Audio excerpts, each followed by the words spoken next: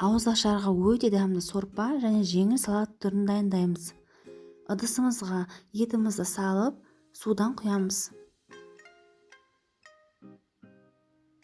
Қатты отқа қоямыз қайнағанша. Сорпамыз қайнады. Қайнаған соң міндетті түрде көбіктерін алып тастаймыз.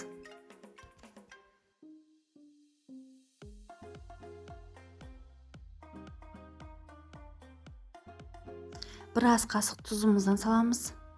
Және оттың астын жай қойып, бір жарым сағат қайнатамыз. Картоптарымызды осылай ортасынан бөліп аламыз. Қайнап тұрған сорпамызға картоптарымызды саламыз. Пиязымызды майдалап турап аламыз.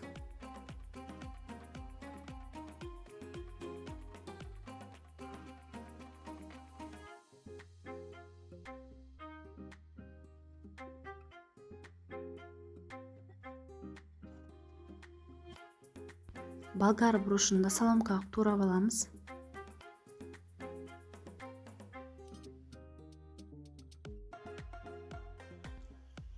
Сәбізімізді терканың ірілеу тісінен өткіземіз.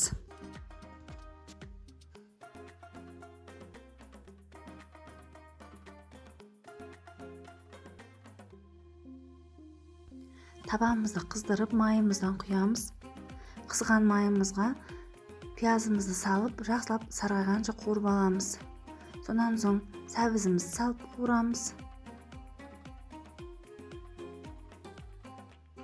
Соңынан болгар бұрышын салып қуырамыз.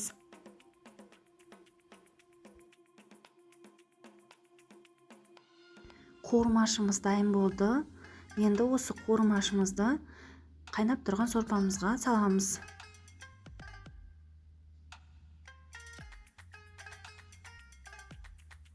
Он 15 минут қайнатамыз.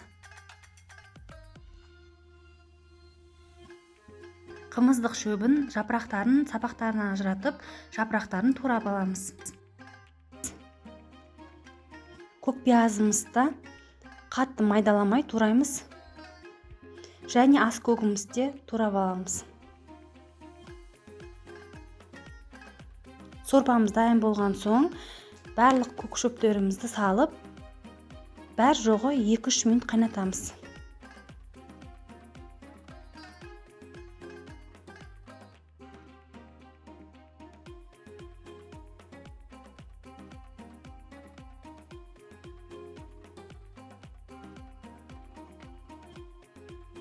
Жеңіл салат түрін дайындаймыз. Шалғамызды осылай ортасынан бөліп, жіңішкелеп турап аламыз.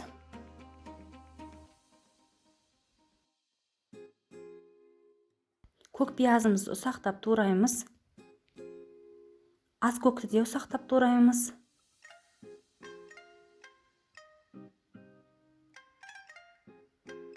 Барлығын салатымызға салып, дәмінше тұз саламыз. Және майонезден саламыз. Майонездің рецепті менің YouTube каналымда бар. Барлығын жақсылап араластырып аламыз. Қымыздық шөбімен дайындалатын ерекше сорпамыз дайын болды. Аздап құймақтан саламыз және қайнатылған жұмыртқадан салып, дәмін келтіреміз. Өте дәмді және ерекше.